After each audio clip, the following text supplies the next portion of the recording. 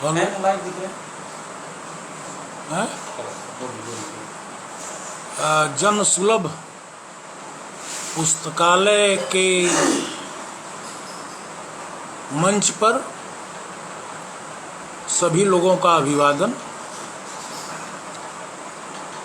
मित्रों, अर्पण कुमार जी जिस समर्पण के साथ इस मंच को चला रहे हैं और एक बहुत व्यापक फलक पर इतने आयाम साहित्य, संस्कृति और कलाओं के, वह अपने आप में एक उदाहरण की तरह है। मुझे हिंदी के बड़े कवि त्रिलोचन के बारे में आज कुछ कहने का अवसर मिला है। बल्कि जो लिखा गया है वह त्रिलोचन शास्त्री लिखा गया है। तो हमारे यहाँ तो कहते हैं शास्त्राणि सन्ति अस्मिन्, शास्त्री को परिभाषित किया गया है कि जिसमें शास्त्र निवास करते हैं, रहते हैं, उसको शास्त्री कहते हैं। और शास्त्री के बाद की जो उपाधि होती है उससे बड़ी डिग्री उसको कहते हैं आचार्य। और आचार्य की परिभाषा इस तरह से की गई है कि आचार्योनुगम्य, आचार्य वह होता है जिसका अनुगमन किया जा सके, यानी जिसकी परंपरा, जिसके शब्दों, जिसके विचारों का हम अनुगमन करते हैं उसे आचार्य कहते हैं। तो त्रिलोचन शास्त्री शास्त्री तो हैं ही साथ वो आचार्य भी हैं, क्योंकि वो शास्त्रों को तो अपने भीतर धारण ही करते हैं और आचार्यत्व भी उनके भीतर एक प्रकार का है। वैसे आजकल तो मतलब आचार्य शब्द की गरिमा और एक से एक आलोचकाचार्य, साहित्याचार्य और मतलब इतने आचार्य हो रहे हैं, हो गए हैं कि बहुत सारे आचार्य तो हमारे समय के अब वो लगता है कि विदेश नीति भी चलाएंगे, उनके हाथों में इतना आचार्यत्व तो आ गया है। खैर, जब एकमात्र शायद त्रिलोचन जी हैं हिंदी में कवि जिनके साथ शास्त्री शब्द जुड़ता है। शास्त्र त्रिलोचन का, शास्त्रों का उनका अपना अनुभव, अध्ययन, परिशीलन और उसका ज्ञान वह हम सब जानते हैं कि अगाध है। क्योंकि त्रिलोचन जब भी कोई बात शुरू करते थे, कुछ कहते थे, तो कहते थे वो प्रसंग कोई रहता था और प्रसंग को कहीं पहुंचा देते थे। यानी और इस नाते उनको विषयांतर का आचार्य भी कहा गया कि त्रिलोचन जो है यानी वो विषय से पलायन कर जाते हैं और अन्य विषयों में घूमने लगते हैं। लेकिन जो शास्त्री भी हो और विषयांतर का आचार्य कहा ही गया त्रिलोचन जी को, तो त्रिलोचन जी के भीतर जो शास्त्र है उनका, वो शास्त्र निर्मित कहाँ से होता है? त्रिलोचन का शास्त्र वास्तव में लोक का शास्त्र है। लोक का अपना भी शास्त्र होता है और लोक के ही बूते पर कोई शास्त्र विकसित होता है। कोई शास्त्र कोई शास्त्र परिभाषित होता है और कोई शास्त्र अंततः चल करके एक संहिता की तरह बनता है। त्रिलोचन शास्त्री की आज जब हम चर्चा कर रहे हैं या उन्हें कुछ समझने की कोशिश की जा रही है, उनके संबंध में आज तक जैसा कि अर्पण कुमार जी ने ही मुझे बताया कि अनेक व्याख्यान हुए, जिनमें विनोद शाही जी, राम प्रकाश त्रिपाठी जी, प्रयाग शुक्ल जी, सदानंद शाही जी, मदन कश्यप जी, मतलब लगातार यह जो श्रृंखला चल रही है एक प्रकार की, जिसे कड़ी कहा गया है, तो त्रिलोचन जी के तमाम पक्षों पर, उनके विविध आयामों पर, उनकी कविता, उनके साहित्य, उनकी विचारणा के जो नाना आयाम हो सकते हैं, उन सब पर पर्याप्त प्रकाश डाला जा चुका है। त्रिलोचन जी, एक बार की बात है, मैं केदारनाथ सिंह, कवि केदारनाथ सिंह जी के बगल में बैठा हुआ था किसी कार्यक्रम में। तो वहाँ पर मतलब ये बातचीत चल रही थी, कोई सज्जन व्याख्यान दे रहे थे, तो बार उसमें एक शब्द आता था प्रतिबद्धता, प्रतिबद्ध। तो केदार जी ने मुझसे बहुत धीरे से मेरे कान में कहा कि प्रतिबद्ध शब्द त्रिलोचन जी बताते थे कि वो संस्कृत का शब्द है। तो ये संस्कृत का शब्द कहाँ है?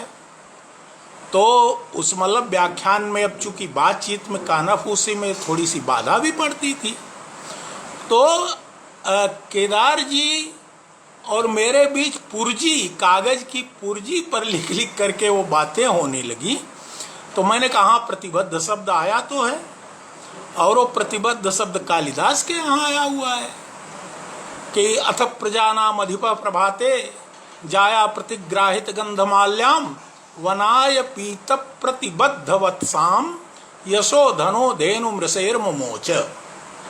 तो वनाय पीत प्रतिबद्ध वत्साम यानी और जो ऋषेह धेनुम यानी जो ऋषि वशिष्ठ की गाय थी नंदिनी, उसे चराने के लिए जंगल में जब दिलीप जाते हैं तो उस समय का, उस अवस्था का वर्णन है, उस समय का वर्णन है। और वो समय कहते हैं कि वनाय, वन के लिए, वन में चारण के लिए, चराने के लिए दिलीप उस नंदिनी को ले जाने के लिए तैयार होते हैं। तो नंदिनी कैसी है कि पीत प्रतिबद्ध वत्साम, यानी जो उसका वत्स है, बछड़ा है या बछड़ा या बछिया जो भी है, तो उस बछड़े ने नंदिनी का पीत मतलब दूध पी लिया है। तो दूध पी लेने के बाद भी हम देखते हैं कि जो बछड़ा होता, बच्चा होता है गाय का, धेनु का, वो कुछ देर, वो जल्दी थन को छोड़ना नहीं चाहता, दूध वाले थन को जल्दी छोड़ना नहीं चाहता। तो उसको, जो उसके गले में पगहा होता है बछड़े के, उसको पकड़कर खींचा जाता है और उसे एक खूंटे से बांध दिया जाता है। यानी उसका दूध थन छुड़ाने के लिए गाय का एक दिशा से दूसरी विपरीत दिशा में ले जाकर के जब खूंटे से पगहा बांध दिया जाता है बछड़े का, तब वहां कालिदास ने शब्द प्रयोग किया है प्रतिबद्ध। अब हमारे समय में किसी विशेष परिस्थिति में, किसी विशेष विचार सरणी में जब प्रतिबद्ध और प्रतिबद्धता का प्रयोग होता है, तो ये आवश्यक नहीं कि इतने पुराने साहित्य में प्रयुक्त शब्द और उसके संदर्भ हमारे समय में भी ठीक ठीक वही लागू किए जाएं। ये मेरे कहने का आशय बिल्कुल नहीं है। तो त्रिलोचन जी के बारे में कहा जाता है कि वो बहुत सारी उपाधियां दी जाती हैं। वो महाकवि हैं, वो प्रगतिशील कवि हैं, जन कवि हैं, और भी अन्य प्रकार के संत कवि हैं। बहुत सारी उपाधियां त्रिलोचन जी को, बहुत सारे विशेषण उनके नाम के साथ लगाए जाते हैं, और यह स्वाभाविक भी है। लेकिन हमें ये देखना चाहिए कि नागार्जुन ने कविता लिखी है प्रतिबद्ध, और उस कविता में वो कहते हैं कि प्रतिबद्ध हूँ, आबद्ध हूँ, संबद्ध हूँ। ये तीन शब्दों का प्रयोग एक ही, लगभग एक ही भाव के लिए नागार्जुन करते हैं। लेकिन तीन शब्दों का प्रयोग नागार्जुन को करना क्यों पड़ता है? एक ही शब्द काफी था। प्रतिबद्ध, चूंकि प्रतिबद्धता का बोलबाला एक समय में रहा है, तो नागार्जुन लेकिन 3 शब्दों का प्रयोग करते हैं। वो कहते हैं कि संबद्ध हूं, आबद्ध हूं। इस प्रकार से मुझे लगता है कि त्रिलोचन प्रतिबद्ध कवि तो हैं ही, या प्रतिबद्ध कवि थोड़े कम हैं, संबद्ध कवि वो अधिक हैं। और उनकी संबद्धता बहुत जाहिर सी बात है कि लोक संबद्धता है, जन संबद्धता है। तो त्रिलोचन एक लोक संबद्ध कवि हैं, त्रिलोचन एक जन संबद्ध कवि हैं। त्रिलोचन को लेकर के बीच में बहुत पहले जब गण थे या गणराज्य हुआ करते थे, तब जनपदों की बात हुआ करती थी। बीच में तो जनपद खत्म ही हो गए। पहली बार उस जनपद का कवि हूं जब त्रिलोचन जैसा कवि जनपद शब्द का प्रयोग करता है, बहुत दिनों के बाद कविता में, ये हिंदी कविता में या मतलब इस परंपरा की कविता में जब जनपद शब्द आता है, तो जनपद शब्द कहाँ से आता है और यह उस जनपद का जो लोक होता है वह शब्द कहाँ से आता है। तो उसके लिए जो बहुत ही प्रसिद्ध टीकाकार अभिनवगुप्त पादाचार्य रहे हैं, उन्होंने कहा है कि लोको नाम जनपदवासी जनः। जो लोक होता है, जनपद में निवास करने वाले, जहाँ लोग निवास करते हैं उसको लोक कहते हैं। तो जनपद के लोग जहाँ निवास करते हैं, अब हमारे यहाँ जो कविता की परंपरा रही है उसमें स्थानीयताओं को लेकर के, मतलब जो मूल भूमि है कविता की, जिसे जमीन कहा जाता है, कविता की जमीन, तो वह जमीन जनपदीयता में जितनी समाई हुई है, हमारे यहाँ हिंदी में तो खैर वो परंपरा नहीं रही, लेकिन अगर हम उर्दू की परंपरा की ओर देखें तो यह जनपदीयता उर्दू के कवियों में, उर्दू के शायरों में यह जनपदीयता, जैसे कैफी साहब रहे तो उन्होंने अपने जनपद का नाम जोड़ लिया कैफी आजमी,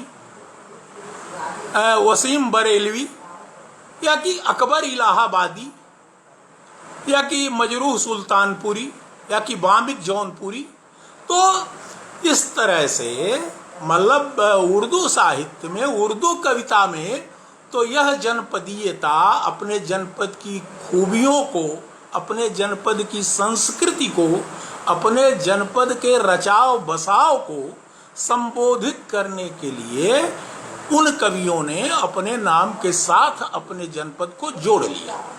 अब त्रिलोचन के साथ त्रिलोचन सुल्तानपुरी तो नहीं हो सकता था, क्योंकि त्रिलोचन ऐसे समय में कवि हैं जब कविता की त्रयी जो बताई जाती है, या जो कविता का समय है वो ऐसा समय है आधुनिक कविता का, नई कविता का, जिसमें से एक नई परंपरा की शुरुआत होती है।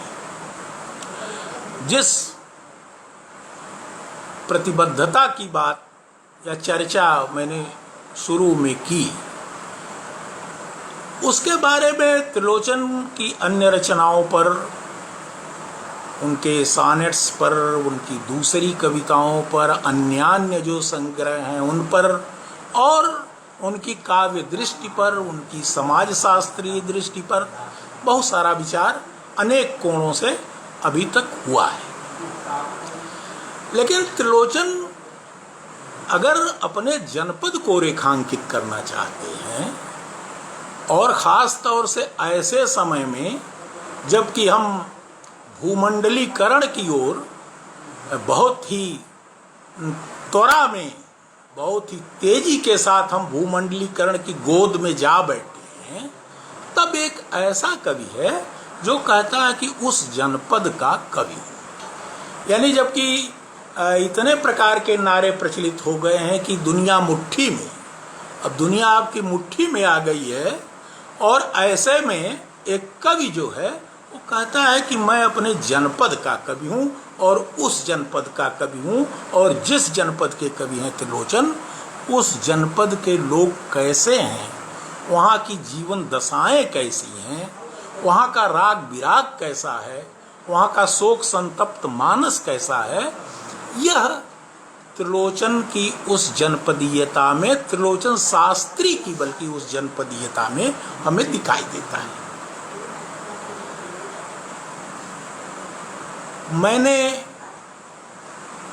एक काम त्रिलोचन जी पर, जो कि उनका जो बहुप्रचलित साहित्य है, सानेट्स हैं या और भी उनके अन्य जो शब्द, धरती और गुलाब और बुलबुल, उनका गज़लों का भी संग्रह है, इन सब पर बहुत सारी बातें हुई, चर्चाएं होती रही और उन पर काम भी पर्याप्त हुए। मुझे कुछ ऐसा हुआ कि त्रिलोचन जी का अमोला जो उन्होंने अवधि में लिखा है, तो अवधि में उन्होंने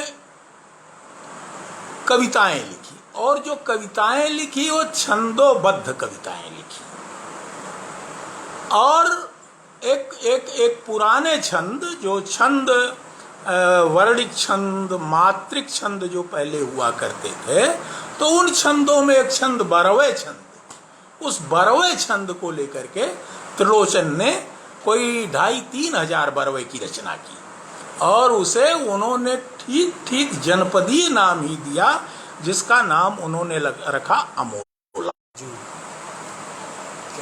हाँ, कुछ बाधा आ गई थी। तो मैं ये कह रहा था कि त्रिलोचन का यह अमोला छपा तो शायद 1980 में था, लेकिन उस अमोला को पढ़ने में, समझने में, उसका हृदयास्वादन करने में कठिनाई आ रही थी। और कठिनाई इसलिए भी आ रही थी क्योंकि वह मतलब खाँटी जनपदीयता का काव्य है, ऐसी जनपदीयता, ऐसी भाषा का काव्य है जिसे मैंने पहले इंगित किया कि त्रिलोचन जी जब किसी शब्द पर बोलते थे तो शब्द को ले लेकर के कहाँ चले जाते थे, यानी वो एक तरह से शब्द को उसकी धातु तक जाकर खोजते थे। हम जानते हैं कि जितने भी शब्द निष्पन्न होते हैं, बनते हैं, वो धातुओं से बनते हैं। तो त्रिलोचन जी शब्दों की धातु का उत्खनन करते थे। जैसे खनिज का जब उत्खनन किया जाता है, धातुओं के लिए खनिजों का उत्खनन किया जाता है, तो आदमी पाताल तक जाता है। तो त्रिलोचन किसी भी शब्द को, उस शब्द के सारे संदर्भ को और उस शब्द की मूल प्रतिपत्ति को, कि वह शब्द कहाँ से, किस जमीन से, किन नागरिकों के बीच से, किस लोक से और किस भाव बोध से आया होगा, त्रिलोचन उसको बहुत गहराई के साथ, बहुत विस्तार के साथ त्रिलोचन उन शब्दों की जड़ तक, उन शब्दों की अर्थवत्ता खोजने के लिए निकल जाते थे और तब पता चलता था कि त्रिलोचन वास्तव में शास्त्री है। यह शास्त्रीयता या यह संबद्धता, जिस प्रतिबद्धता की मैंने चर्चा की, इस पर भी, और मैंने कहा कि एक बछड़ा जब गाय के थन से उसका पगहा खींचकर दूसरी दिशा में उसे पगहे खूंटे से बांध दिया जाता है, तब उसे कहा जाता है कि प्रतिबद्ध किया गया। कालिदास ने इस टर्म का प्रयोग किया, प्रतिबद्ध शब्द का। त्रिलोचन का यह जो बरवे छंद में लिखा हुआ अमोला है, तो यह अमोला शब्द भी मैं कह रहा था कि यह जनपदीय शब्द ही है और मुख्य रूप से आम का जो पौधा होता है, बल्कि आम का जो नवोदित पौधा होता है, जिसमें से बीजांकुर और प्रांकुर निकलते हैं, अभी उसके किस्ले बिल्कुल ललछहू किस्ले ही एक तरह से होते हैं, और उसे रोपा जाता है। और रोपने के बाद, एक जगह से दूसरे जगह रोपने के बाद, वो धीरे धीरे उसका विकास होता है, बढ़ता है, उसकी पत्तियों का लालित्य बदलता है, उसमें हरितिमा आती है, प्रौढ़ता आती जाती है, बहुत सारी चीजें, वो धीरे धीरे वृक्ष का रूप लेता है। त्रिलोचन ने अमोला को सुल्तानपुर के अपने जनपद के उस लोक की मिट्टी में रोपा है ला करके, और इस तरह से उनकी जो यह कविता है अमोला, इसका मैंने नामकरण किया कि अमोला की किसुली।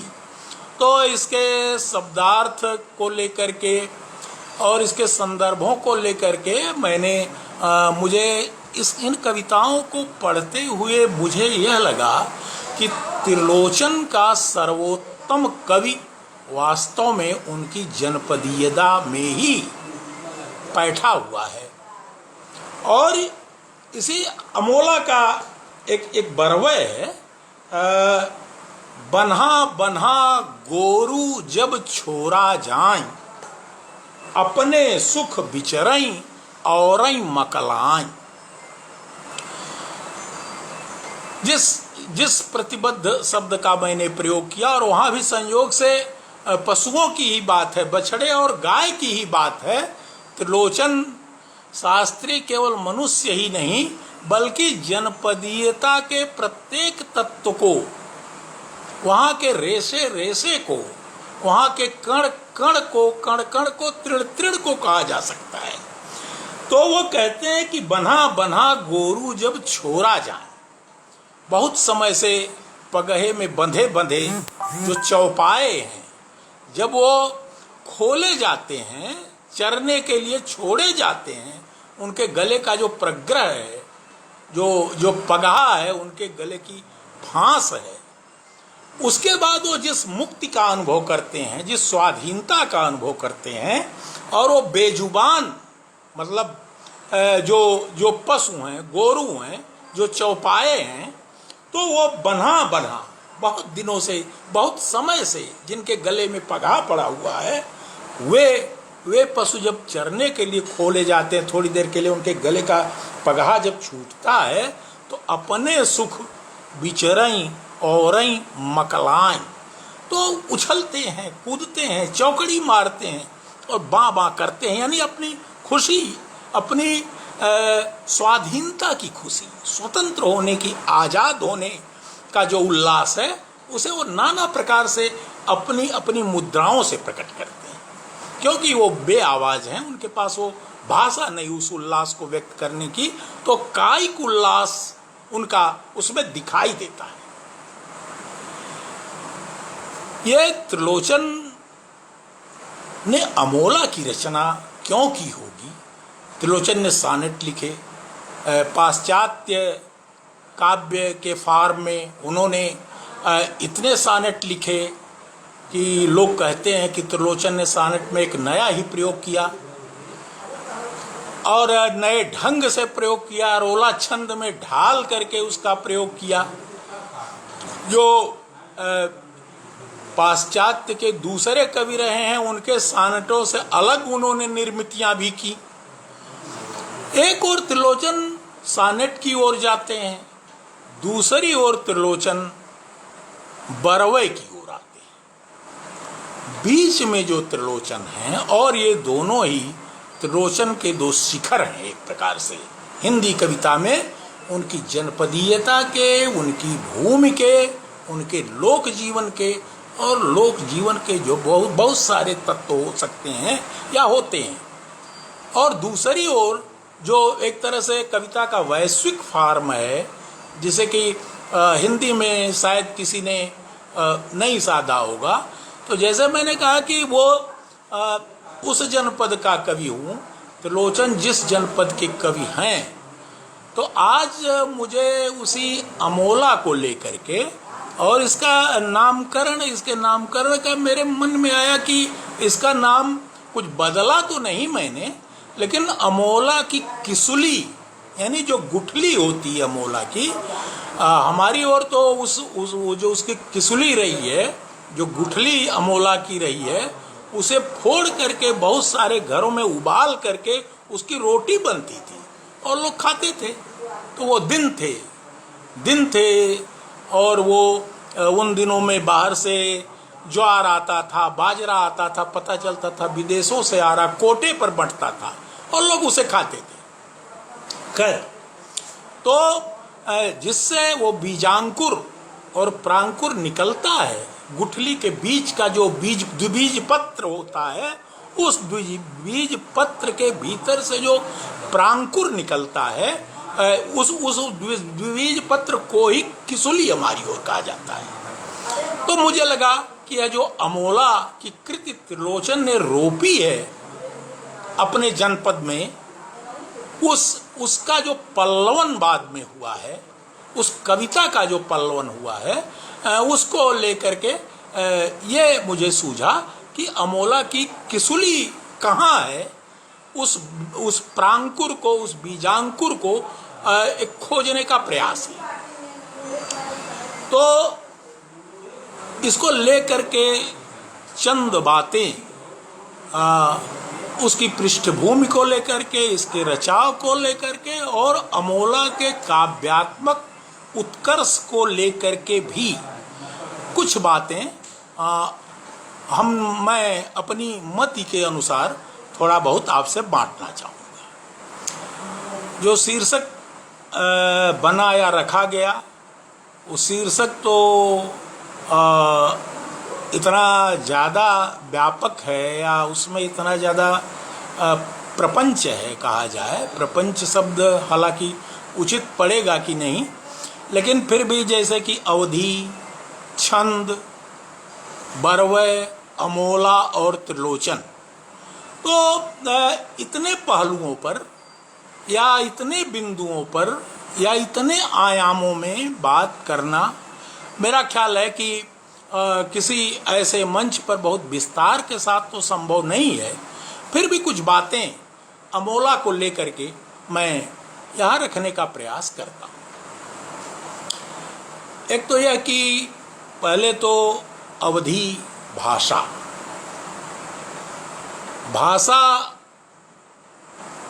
जाहिर सी बात है कि साहित्य का पहला उपक्रम भाषा ही है, उसके बगैर तो कुछ हो नहीं सकता। भाषा है, भाषा की लिपि है। तो जो अमोला की भाषा है वह अवधी भाषा है, लेकिन अवधी भाषा की जिस कविता से हिंदी का पाठक अभी तक परिचित रहा है वह लगभग मानक अवधि की भाषा है। यानी अगर हम देखें तो अमीर खुसरो को भी शामिल कर सकते हैं, जायसी और फिर रहीम और फिर तुलसीदास। तो यह जो अवधि रही है या उधर आकर के बंशीधर शुक्ल या पढ़ीस जी, तो इन लोगों की जो कविताएं रही हैं वह जो अवधि की मानक कविता है, अवधि भाषा का जो मानक है उसमें रची गई कविताएं। लेकिन त्रिलोचन की अवधि न जायसी की अवधि है, न तुलसी की अवधि है, न पढ़ीस की अवधि है, न बंशीधर शुक्ल की अवधि है, न रमई काका की अवधि है। त्रिलोचन की अवधि उस जनपद के कवि की अवधि है जो कि यानी जो जमीन की ऊपरी परत है उस परत के नीचे की भी जो परत है वह भाषा, वह सुल्तानपुरी भाषा जहाँ की त्रिलोचन थे सुल्तानपुर के, वो मतलब जमीन में और गहरे धंसी हुई भाषा, जिसकी भाषा की कई परतें हो सकती हैं, जिसका व्यवहार जनजीवन किसी समय में करता रहा होगा या अब भी वहाँ होता होगा, क्योंकि जनजीवन तो लगातार विस्थापित हो रहा है, विस्थापित किया भी जा रहा है। तो लेकिन हम अपनी भाषा को, अपनी बोली को, तो आज ये माना जाता है कि कोई भी भाषा तब तक शुष्क या कहा जाए कि नीरस या कहा जाए कि बहुत तत्सम हो जाती है जब तक कि उसमें बोलियों की आर्द्रता न हो। बोलियों की आर्द्रता और बोलियों की सांद्रता, यानी जो जनजीवन है, लोक जीवन है, और लोक जीवन की जो अपनी गतिकी है, लोक जीवन की जो चहल पहल है, वह जिस भाषा में व्यक्त होती है उनका होना साहित्य की समृद्धि के लिए बहुत जरूरी माना जाता है। लेकिन आजकल देखा जा रहा है कि भाषा को लेकर के और बोलियों को लेकर के भी एक तरह की नीति नहीं बल्कि राजनीति हो रही है, और बड़ी गहरी राजनीति हो रही है। क्योंकि जो छोटी छोटी बोलियां हैं, छोटे छोटे दायरों की बोलियां हैं, उन बोलियों की भी अलग से इयत्ता भाषा से अलग काट करके करने के प्रयास किए जा रहे हैं। और इससे हम जानते हैं कि कोई भी बड़ी भाषा आनुपातिक रूप से तभी समृद्ध होती है जब उसमें तमाम प्रकार की बोलियां, तमाम प्रकार की आवाजें आकर के उसमें शामिल होती हैं, तब उसकी एक मुख्य धारा बनती है। और अगर हम बोलियों को लेकर के क्योंकि लिपि की समस्या तो बहुत बड़ी खड़ी हो जाएगी अगर हम बोलियों को अलग से एक भाषा के रूप में, बिल्कुल दीगर भाषा के रूप में और मुख्य भाषा से काट करके अगर हम उनकी इयत्ता को कायम करना चाहते हैं तो जाहिर सी बात है कि बहुत सारी समस्याएं दूसरी। लेकिन खैर, मैं उस राजनीति में जाना भी नहीं चाहता। भाषाओं की राजनीति भी बहुत हुई है, अब भी हो रही है देश में, और एक ऐसी कट्टर भाषा भी एक तरह से विकसित करने की कोशिश की जा रही जो बहुत तत्सम बहुल भाषा हो, बहुत संस्कृत निष्ठ भाषा हो। उसी को हम समझते हैं कि सारी शुद्धता जीवन की, यानी बड़ी क्लिष्ट भाषा का प्रयोग करने से जीवन परिष्कृत हो जाता है। तो एक ऐसा भी संस्कार के नाम पर कुसंस्कार बहुत सारी चीज़ों का विकसित किया जा रहा है आजकल, क्योंकि आजकल जैसा माहौल है उसमें बहुत सारी चीज़ें संस्कृति के नाम पर, शुद्ध विशुद्ध संस्कृति के नाम पर, जबकि हमारे पुरखों ने, बल्कि हजारी प्रसाद द्विवेदी ने तो कहा कि सब कुछ अविशुद्ध है। तो जब सब कुछ अविशुद्ध है, इसमें शुद्धता की तलाश, और वो भी भाषिक शुद्धता की तलाश, नस्लीय शुद्धता की तलाश और धार्मिक शुद्धता की तलाश, तो हम इस तरह से तमाम चीज़ों का शुद्धिकरण करने पर लगे हुए हैं, उतारू हैं बल्कि शुद्धिकरण पर, कि जो सहज जीवन का प्रवाह है या जो भाषागम होता है मनुष्य को, जिस भाषा को अर्जित करता है, जिस भाषा को पाता है, जिस भाषा को में जीता है और जिस भाषा में स्वयं को व्यक्त करता है, उस भाषा से भी उसे वंचित किया जा रहा है। खैर, तो त्रिलोचन जी की अवधि जो है वो जैसा कि मैंने निवेदन किया कि वो मानक अवधि की काव्य भाषा नहीं है, वो जन जीवन में बिखरी हुई ज्ञान की भाषा न होकर के कर्म की भाषा है। कर्म की भाषा का त्रिलोचन वो प्रयोग भी करते हैं अपनी कविता में। वो कहते हैं कि भाषा जो है कर्म की भाषा होनी चाहिए। कर्म की यानी श्रम की भाषा, यानी रोजाना के जो जीवन व्यवहार हैं या जीवन की जो समस्याएं हैं या जीवन के जो सुख दुख हैं, उनसे भी भाषा उपजती है। तो जो त्रिलोचन की भाषा कविता की भाषा, त्रिलोचन की ज्ञान की भाषा नहीं है। क्योंकि वो कहते हैं कि एक कविता आप उनकी याद करें जिसकी बहुत चर्चा की जाती है कि चंपा वो काले काले अक्षर नहीं चीनती, तो उसमें ज्ञान की कोई बात ही, ज्ञान की कोई भाषा ही नहीं। वो तो कहती है कि मैं तो पढ़ने नहीं जाऊंगी, मैं तो नहीं पढ़ने वाली, चंपा कहती है। और जा करके इस कविता का जो भाष्य बहुधा किया जाता है, अक्सर जो इसकी व्याख्या की जाती है वो ये की जाती है, 2-3 चीज़ों पर ज़्यादा लोग केंद्रित हो जाते हैं कि कलकत्ते पर बजर गिरे, मैं तो अपने पति को कलकत्ते जाने नहीं दूंगी, कलकत्ते पर बजर गिरे, इत्यादि इत्यादि। लेकिन एक बात त्रिलोचन और उसमें बहुत ही महत्वपूर्ण बात कहते हैं कि पढ़ने के लिए तो गांधी जी ने कहा है, गांधी बाबा ने कहा है।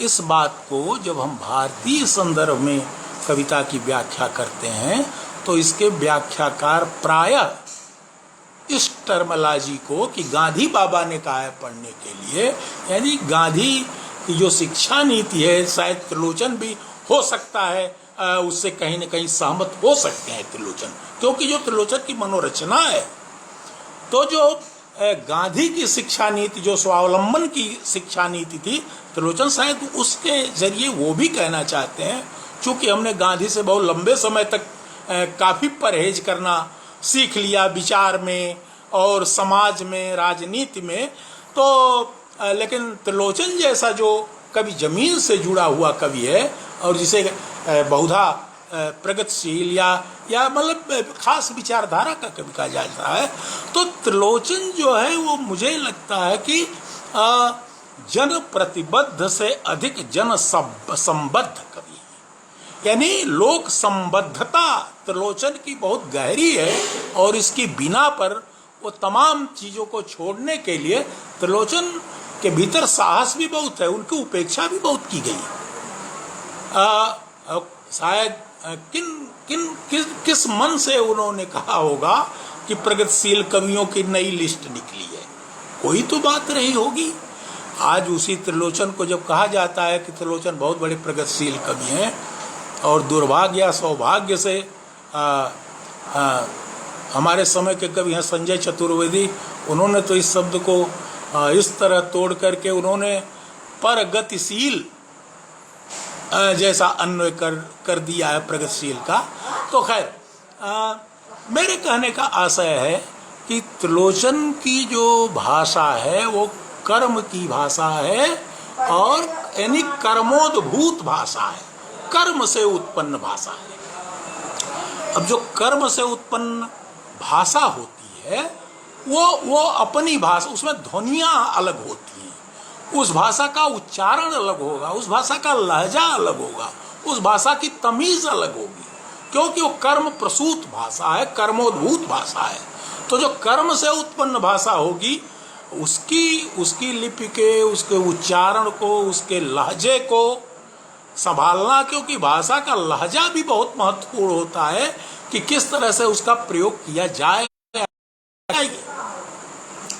तो त्रिलोचन, मैंने कहा कि सुल्तानपुर जनपद वो अवधी भाषा के अंतर्गत आता है, लेकिन त्रिलोचन की जो अवधि है वो मतलब कैफी आजमी के आजम गढ़वाली जैसी मानक भाषा अवधि की नहीं है, या कि अकबर इलाहाबादी की, इलाहाबाद की जो जनजीवन की भाषा। इसीलिए वो कहते हैं कि सांसे पकड़े हम भाषा धुरियान।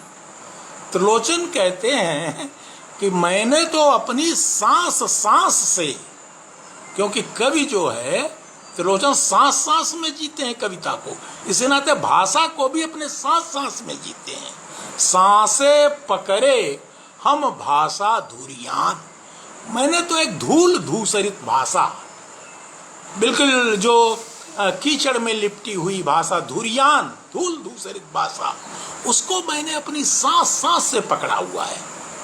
लेकिन मुझे उम्मीद है कि कोई भी मूल, कोई भी पौधा, धूल जिसमें जरा सी मिट्टी लगी होती है, जिसे द्विवेदी जी बहुत कहते थे कि कुटज तो वहाँ पहाड़ों पर जरा सा कहीं मिट्टी पा गया होगा, पहाड़ पर तो कहाँ, पथरीले चट्टानों के बीच कहीं जरा सी मिट्टी मिल गई, वो निकल गया वहाँ से। तो त्रिलोचन कहते कि सांसे पकड़े हम भाषा धुरियान, पानी पाए हरियान। और चूंकि धूल धूसरित है, उसमें मिट्टी के कण लगे हुए हैं, तो अगर उसे पानी मिल जाती है, यानी संवेदना, यानी कविता का उसे कोई फार्म मिल जाता है, संवेदना, अगर उसे संवेदना का जल मिल जाता है, तो अगर उस धूल धूसरित भाषा को संवेदना का जल मिल जाता, पानी मिल जाता है, तो पानी पाए कनकन हरियान। कोई चीज जब हरी होती है, अपना रूपांतरण करती है, तो लगता कनकना रही है, वो जैसे कनकना के उठ गई। और यहाँ कनकन का अर्थ पर्व, एक एक कोर, एक एक कण कण। तो एक कनकन में जो त्रिलोचन ध्वन्यात्मकता निर्मित करते हैं, जैसा कि मैंने कहा कि जनजीवन की जो ध्वन्यात्मकता होती है उसकी भाषा की, जो अपना लहजा होता है, वो कुछ अलग किस्म का उच्चारण होता है। तो वो कहते हैं किसी नाते मैंने इस भाषा को, यानी जो सुल्तानपुर की मिट्टी में जमींदोज है, बिल्कुल बहुत गहरे तक कई परतों के भीतर पड़ी हुई भाषा का प्रयोग त्रिलोचन अमोला में करते हैं। और बहुत सारे संदर्भ, चूंकि समय बदलने के साथ, और समय बहुत तेजी से बदला है, इतनी तेजी से बदला है कि उसे पकड़ना तो उसे पकड़ना थोड़ा बहुत कठिन है। लेकिन त्रिलोचन वहाँ जा कर के भाषा के बिल्कुल पाताल में जाकर के, जैसे मैंने कहा कि वो जड़ों तक जाते हैं खोजते हुए उसे, तो भाषा की धातु तक जाकर के उसका उत्खनन अमोला में वो करते हैं। यानी जो अवधि नहीं, बल्कि मैं कहना चाहूँगा कि वो अवधि की नानी है, जिस सुल्तानपुरी का प्रयोग, सुल्तानपुरी भाषा का, जन भाषा का प्रयोग त्रिलोचन करते हैं। और उसे हमारे समय में समझना थोड़ा सा जरूर विरल है, क्योंकि आज हम एक ऐसी भाषा निर्मित कर रहे हैं, आभासी भाषा निर्मित कर रहे हैं। हम तो इंग्लिश में चले जा रहे हैं, न हिंदी में है न अंग्रेजी में है। इंग्लिश भाषा जिस तरह से बन रही है, बिल्कुल तमाम प्रकार के जो आधुनिक हमारे संसाधन हैं, जिनके जरिए ये आभासी माध्यम तैयार हो रहे हैं, बहुत सारे चैनल चल रहे हैं, बहुत सारी जो फिल्में हैं, या इनके जरिए जो एक भाषा बन रही है, एक रेडीमेड भाषा, जिस तरह से सब कुछ ग्लोबल हो रहा है, तो इस ग्लोबल दुनिया में मुझे लगता है कि कारक चिन्हों को छोड़ करके और संज्ञाओं को छोड़ करके हिंदी केवल अंग्रेजी ही बोली जा रही है। उसमें अंग्रेजी के शब्दों को मतलब उच्चारण सहित केवल शायद कारक छूटे हों, सहायक क्रियाएं छूट रही हों, या संज्ञाएं छूट रही हों, बाकी पूरी की पूरी भाषा में अंग्रेजी छूटती। तो ऐसी इंग्लिश चूंकि आज तैयार हो रही है, ऐसे में त्रिलोचन एक प्रतिभाषा का निर्माण करते हैं, और एक ऐसी भाषा जो कि अपनी जमीन के पाताल से उठ करके हमारे सामने आती है। ऐसी भाषा की खोज करना वस्तुतः अपने उस विरासत की खोज करना है, जो तो जिस विरासत को हम लगातार खोते जा रहे हैं, वो एक तरह की छिन्न मूलता के शिकार हो रहे हैं। यानी हम जब अपनी जड़ों से उखड़ रहे हैं, तब त्रिलोचन जड़ों की तलाश करते हैं और एक अमोला का पौधा रोपते हैं अपनी जमीन में, अपने जनपद में एक अमोला रोपना चाहते हैं, एक पौधा रोपना चाहते हैं, एक नए मूल की तलाश वो करते हैं, खास तौर से ऐसे समय में जबकि हम लगातार छिन्न मूल होते जा रहे हैं, स्मृति विहीन होते जा रहे हैं। और परंपरा को तो बीच में एक ऐसा विचलन शुरू हुआ था कि जहां परंपरा को पूरी तरह खारिज कर दिया गया, और ये कहा गया कि परंपरा जो है वो हमें यथास्थितिवादी बनाती है, रूढ़िवादी बनाती है, लेकिन शायद हमने परंपरा के अर्थ को ठीक से ग्रहण नहीं किया। तो अति उत्साह में, विचारों के अति उत्साह में, ज्ञान के अति उत्साह में बहुत सारी चीज़ें शायद हम अपनी खोते जाते हैं। तो इस स्मृति विहीन और मूल विहीन समय में, छिन्न मूल समय में त्रिलोचन अमोला को रोपते हैं उस जमीन में, और उसकी भाषा एक नई भाषा ईजाद करते हैं। और जैसा कि मैंने कहा कि वो अवधि नहीं बल्कि अवधि की नानी है, ये त्रिलोचन की जो सुल्तानपुरी है। तो मित्रों, अब इस पर भाषा को लेकर के, चूँकि भाषा एक चिंता का विषय है, भाषा मनन का, खास तौर से तब जब भाषा को लेकर के एक और तो राजनीति और समाज में भाषा को लेकर के जब इतनी निष्प्रियता हो, इतनी अचेतनता हो और इतनी असावधानी हो, तब खास तौर से भाषा के प्रकरण को साहित्य से अलग करके नहीं देखा जाना चाहिए, और उसकी बहुत बड़ी भूमिका है।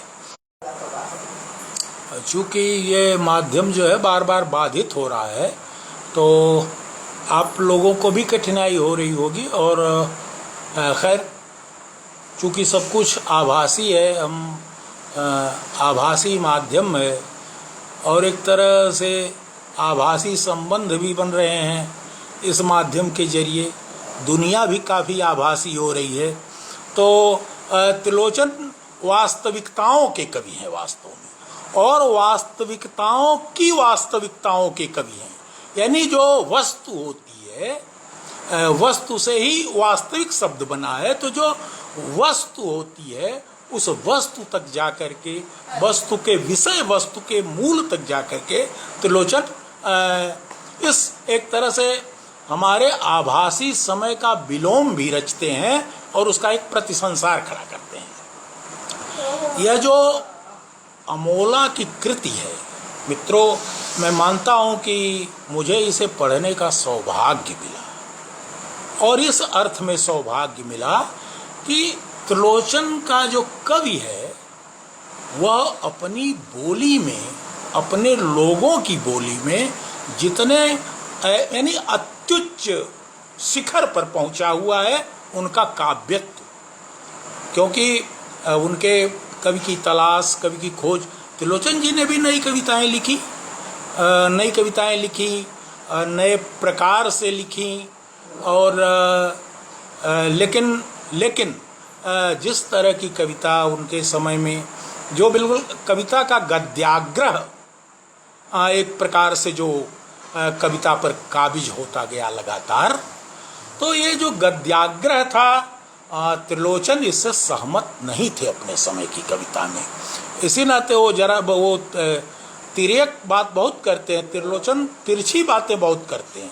वो कहते हैं गद्य वद्य कुछ लिखा करो, कविता में क्या है, तो चुटकी भी लेते हैं। यानी निश्चित रूप से त्रिलोचन गद्य को ही कविता नहीं मानते, यानी कविता प्रतिगद्य नहीं है त्रिलोचन की निगाह में, कविता कोई और ही चीज है, और जो चीज है वह उसे इसी को लेकर के शायद लगातार, और उन्होंने छंदों में, बरवे छंद में, सानट छंद में गजलें लिखी, उन्होंने छंद का आश्रय ग्रहण किया कविता में, और जहां जहां वो छंदों के कवि हैं वहां वहां त्रिलोचन कविता के अत्युच्च शिखर पर दिखाई देते हैं। फिर एक काफी मतलब बहस तलब या विवादास्पद प्रसंग खड़ा हो जाता है कि आज जब, या बल्कि कभी शायद केदारनाथ सिंह जी ने भी कहा था कि जो छंद हैं वो हमें यथास्थितिवादी या तानाशाह बनाते हैं, या कुछ शायद इस तरह से उनका वक्तव्य था, हो सकता है शब्द इस तरह से नहीं हो। तो ये बहुत एक ज्वलंत प्रश्न छंद को लेकर के, कि छंद को लेकर के इतना विरोध या उसका निषेध, क्या छंद का निषेध करने से क्या छंद पर्याप्त हैं कविता की संवेदना को अपने भीतर समाने के लिए? क्योंकि छंदों की तो एक परिमिति होती है निश्चित रूप से, तो लेकिन छंद की जरूरत कविता में है कि नहीं है? निराला जी ने सबसे पहले शायद खुले तौर पर, बहुत डंके की चोट पर शायद उन्होंने छंदों की मुखालफत की, ऐसा कहा जाता है, लेकिन मेरे पल्ले ये बात कम पड़ती है। निराला जी ने छंदों की मुखालफत तो नहीं की, शायद उन्होंने छंदों में भी इतनी कविताएं लिखी, तो छंद फिर कहा किसे जाए? क्योंकि छंद एक बहुत मुश्किल सवाल है, और बार बार कविता में सवाल उठता रहा है, उठाया जाता है कि एक तो कि छंद मुक्त कविता या मुक्त छंद की कविता, दूसरी ओर छंदोबद्ध कविता। तो क्या छंद जो है वो कविता के भावार्थ को, कविता की भाव संपत्ति को, कविता की संवेदना को अपने भीतर, छंदों में वो शायद उनका आयतन छंदों का या छंदों की समाई जो है वो शायद इतनी नहीं है कि हमारे समय की जो जटिलताएं हैं, हमारे समय की जो दूसरे तरह की पेचीदगियां हैं, या हमारे समय की जो समस्याएं हैं, वे समस्याएं छंदों में व्यक्त हो सकती हैं। निराला जी ने जब ये कहा कि छोड़ छंदों की छोटी राह, हमें इस पद पर निराला जी के ध्यान देना चाहिए। छोड़ छंदों की छोटी राह वो कहते हैं, तो इसका अर्थ, चूंकि ये पाठ का समय है, बता दिया गया कि टेक्स्ट, और टेक्स्ट को जाहिर सी बात है कि हर पाठक अपनी अपनी तरह पढ़ेगा, पढ़ता भी है।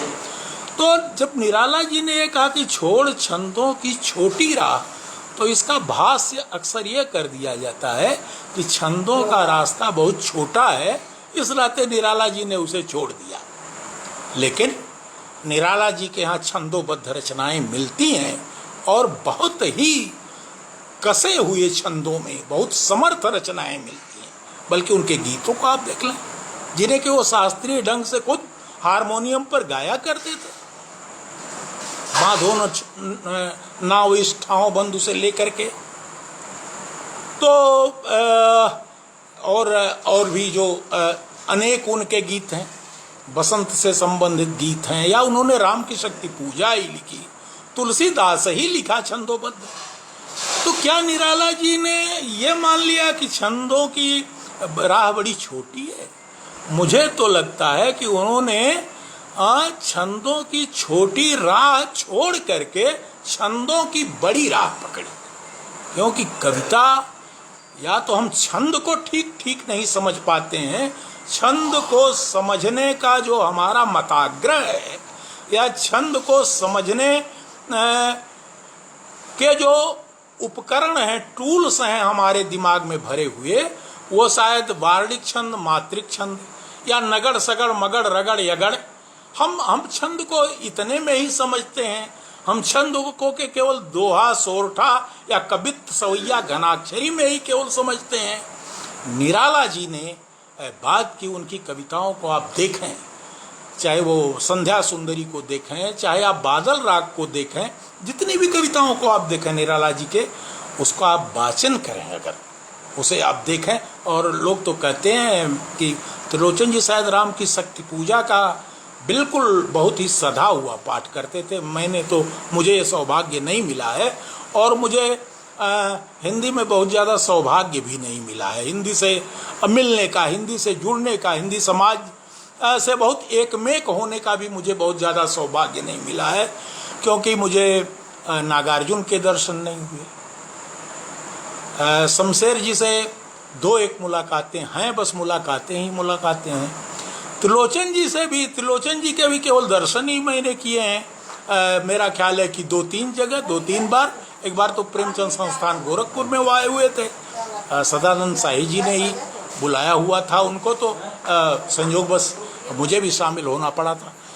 त्रिलोचन जी से, उनके व्यक्ति से मेरी कोई अंतरंगता या सामान्य संबंध भी नहीं रहे हैं। लेकिन जब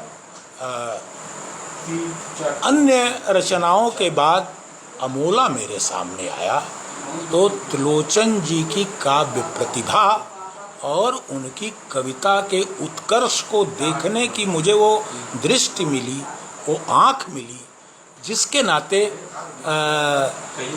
बड़े मनोयोग से मैंने जो कुछ मेरी सीमा थी, अपनी समझ की सीमा, उन सीमाओं में मैंने उन पर एक छोटा सा काम करने को ठाना, और बल्कि किया भी। और आप सब जानते हैं कि वो किताब रजा फाउंडेशन के सौजन्य से नई किताब ने उसे प्रकाशित किया हुआ। खैर, ये अवान्तर शायद कुछ बातें हो गई। तो छंद का भी चूंकि इसमें शामिल कर लिया गया है विषय में, तो थोड़ा सा मैं ये कह रहा था कि जब निराला कहते हैं कि मेरे इस हृदय कमल में या कंटका कीर्ण पथ से, तो वो कहते हैं कि छोड़ छंदों की छोटी राह। मैंने छंदों की छोटी राह छोड़ दी है, यानी मैं छंद के प्रशस्त मार्ग पर अब जा रहा हूँ। और निराला के इस, कम से कम इस पंक्ति का भाष्य मैं इसी रूप में कर पाता हूँ कि निराला छंद मुक्त नहीं हुए। निराला की कविता में एक प्रकार का जो आंतरिक छंद होता है, छंद को परिभाषित परंपराओं में किया गया है, आप उसे रूढ़ि मान सकते हैं। छंद पादौ तु वेदस्य, छंद को तो वेदों का चरण कहा गया है, और हम सब जानते हैं कि मतलब चरण से चला ही जाता है। तो एक प्रकार से कविता भी चलती है। और राजशेखर ने तो कहा है कि एक जबान से दूसरी जबान पर चलती हुई वो सहस्रों लोगों के जुबान पर नाचती हुई चली जाती है कविता। तो ये कविता का जो संचरण है या कविता की जो लोक व्याप्ति है, बहुत सारे प्रश्न कविता को लेकर ये भी उठाए जाते हैं कि क्या लोकप्रियता कविता का कोई गुण है, बल्कि बहुत सारे लोग तो इसे अवगुण की भांति प्रस्तुत करते हैं कि लोकप्रियता कविता का एक अनिवार्य अवगुण है। खैर, इस पर भी यहाँ चर्चा करना मेरा ख्याल है अन्यथा चरण ही होगा, इसलिए तो उस पर मैं बात नहीं करूँगा। मैं बात छंदों की कर रहा था। छंदों को लेकर के जो मेरा ख्याल है कि आजकल के जो नए अध्येता हैं या मेरी पीढ़ी के अध्येता या उससे थोड़े पहले के अध्येता रहे हैं, छंद को लेकर के जो भाषा भास्कर वाली एक किताब पहले भाषा भास्कर हुआ करती थी, तो उससे लोग छंद पढ़ते थे और अपना मतलब यति और विराम और मात्रा और गण मिलाते रहते थे। लेकिन छंद की जो समस्या है और छंद की व्याप्ति, वैदिक छंद जितने ऋषि हैं उतने छंद हैं, उनके अलग अलग छंद हैं। अगर आप कभी श्रीमद् भागवत को पढ़ें, इतने छंद हैं उसमें, इतने मतलब मेरा ख्याल है कि बाद में जो केशव ने तमाम छंदों की बारिश की है, मतलब इतने छंदों को उलट पलट के पूरे अपने वो जो रामचंद्रिका है उनकी उसमें ला करके पाठ सा दिया है, जबरदस्ती सा है। लेकिन छंद का जो विधान है कविता में, वह एक तरह से बिल्कुल चोली दामन का संबंध है छंद का और कविता का, मुझे लगता है। तो निराला ने छंदों को बड़ा किया, उनकी व्याप्ति को और व्यापक बनाया। वह संध्या सुंदरी आसमान से उतर रही है परी सी धीरे धीरे धीरे। ये क्या है? तिमिरांचल में चंचलता का कहीं नहीं आभास है, मधुर मधुर उसके दोनों अधर, किंतु जरा गंभीर नहीं है उनमें हास विलास। तो निराला जी ने छंदों को और व्यापक बनाया। खैर, इस चीज को मैं यहीं छोड़ूंगा, क्योंकि छंद को लेकर के निरंतर कविता में संवाद, वाद, विवाद, प्रतिवाद या जितनी भी चीजें हो सकती हैं होती रही हैं। लेकिन इतना मैं जरूर यहाँ कह देना चाहूँगा कि जो कविता छंदोबद्ध रही है या जो कविता वाचिक रही है एक तरह से, और छंदोबद्ध कविता ही अक्सर वाचिक रही है, तो कोई भी साहित्य जो वाचिक साहित्य है वो लंबे कालखंड में चलते चलते चलते चलते अगर वो लिखित साहित्य के रूप में आने के लिए बाध्य हो जाए, या कोई लिखित साहित्य चलते चलते वाचिक साहित्य में अगर बदल जाए, तो मेरा ख्याल है कि वो कविता सबसे बड़ी कविता होती है। तो त्रिलोचन ने एक हिंदी के छंद को चुना, बरवे छंद को चुना और अपनी भाषा में चुना, अवधी भाषा में चुना, और उन्होंने अमोला नाम का एक संग्रह तैयार किया। स्फुट काव्य है वो। अमोला के जो 2,500-3 हजार बरवे होंगे, लेकिन वो सब एक तरह से स्फुट काव्य या कह सकते हैं मुक्तक काव्य, यानी उनमें कोई कह सकते हैं कि बारंबारता या कहा जाए कि मतलब नहीं है। सब स्वतंत्र छंद हैं एक प्रकार से, और उनके स्वतंत्र इयत्ता भी है। तो उन्होंने बरवे छंद को चुना, और बरवे छंद को उसकी विषय वस्तु क्या है, तो इसमें त्रिलोचन जी रचना के बारे में, कविता के बारे में, शब्द के बारे में, उनकी परिभाषाओं के बारे में अद्भुत बातें कविता में ही अद्भुत बातें करती है। और कभी कभी तो भौचक रह जाना पड़ता है कि कविता की परिभाषा जो हम बहुत ही बड़ी बड़ी परिभाषाएं बड़े बड़े लोगों द्वारा सुनते आए हैं, पढ़ते आए हैं, जानते आए हैं। आचार्य रामचंद्र शुक्ल ने तो एक विषय ही दे दिया है पूरे साहित्य को कि कविता क्या है। आप बार बार उसे परिभाषित कीजिए। बार बार समय के सापेक्ष हर चीज की परिभाषाएं बदलती हैं, तो नई परिभाषा हमें करनी ही पड़ती है।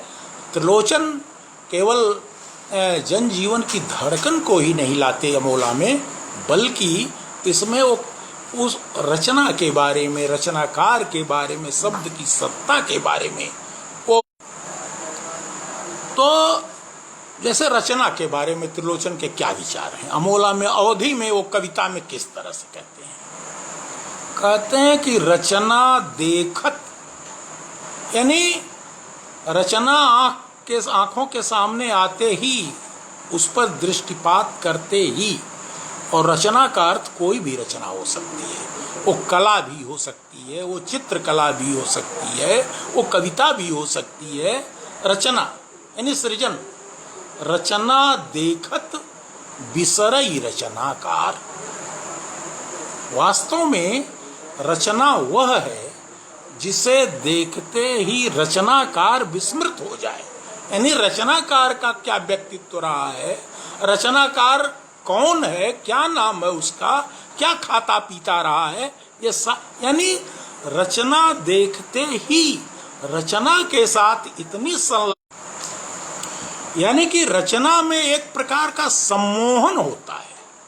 सबसे पहले आप रचना को देखते ही आप उससे सम्मोहित हो जाएं।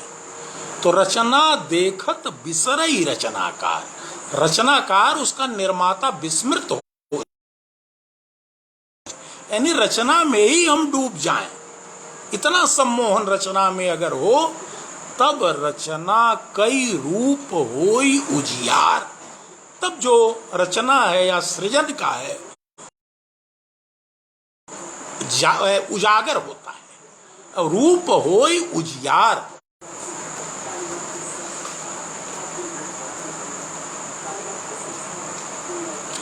तो रचना देखत बिसरई रचनाकार, जब ये अवस्था आ जाए, ये दशा आ जाए, मानसिक दशा कि रचना को देख कि रचनाकार विस्मृत हो जाए, तब वास्तव में तब रचना कई रूप होई उजियार।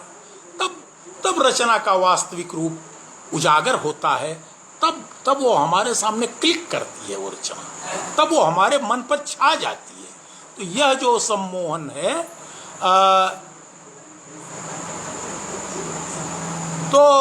इस प्रकार से मुझे लग रहा है कि शायद ये लाइट की भी कुछ समस्या हो रही है।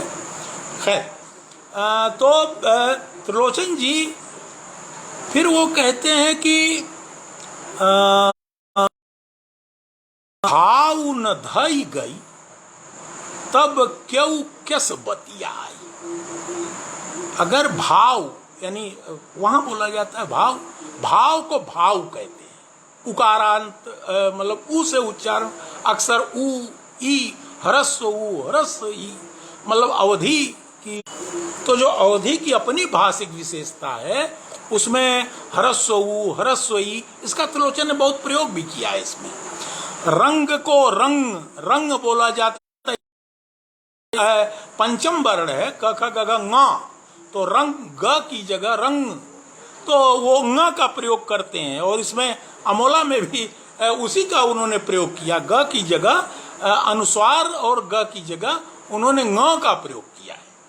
तो वो कहते हैं कि भाव न धई गई, कह रहे हैं उसकी अर्थवत्ता, उसका आशय यदि हम कह रहे हैं और उसे सुनने वाले ने अगर तात्पर्यार्थ को नहीं ग्रहण किया, आशय को नहीं समझा, भाव ग्रहण नहीं हुआ, तो भाव न धई गई तब क्यों किस बतियाई। तो फिर संवाद ही कैसे हो, बातचीत ही कैसे हो, वार्तालाप ही कैसे, अगले से बात कैसे हो, संवाद कैसे हो। क्योंकि उसके लिए तो भाव ग्रहण सबसे बड़ी चीज होती है। अर्थ ग्रहण सबसे बड़ी चीज होती है। भाव न धई गई, यदि भाव ही पकड़ में नहीं आया, बात कही गई और बात संबोधित ही नहीं हुई, तो तब क्यों कस कस बतियाई, तो फिर वार्तालाप या संवाद संभव ही कैसे है? क्यों कि जो बोल रहा है, जो वक्ता है, अगर उसकी बातों का अर्थ ग्रहण सम्यक रूप से नहीं हो सका तो संवाद कैसे हो? क्योंकि शब्द शब्द धाई धाई के हुमचत जाए। क्या प्रयोग करते हैं त्रिलोचन जी कि मतलब जैसे शब्दों पर चढ़ करके कोई शब्द शब्द। अब यह देखिए जो बलाघात है शब्द शब्द का,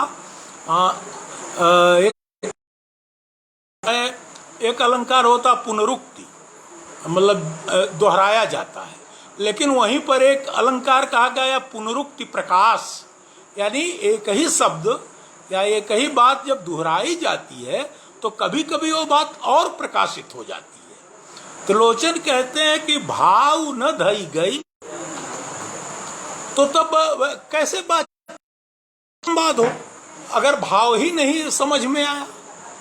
शब्द शब्द धाई धाई के हुमचत जाए, यानी जैसे हम किसी बांस के पुल पर चढ़ रहे हों और much much much much much much much much करता है, तो अगर कोई आदमी शब्दों पर चढ़ा हुआ है और बिल्कुल बहुत भारी भारी भाव विहीन शब्दों का अगर कोई प्रयोग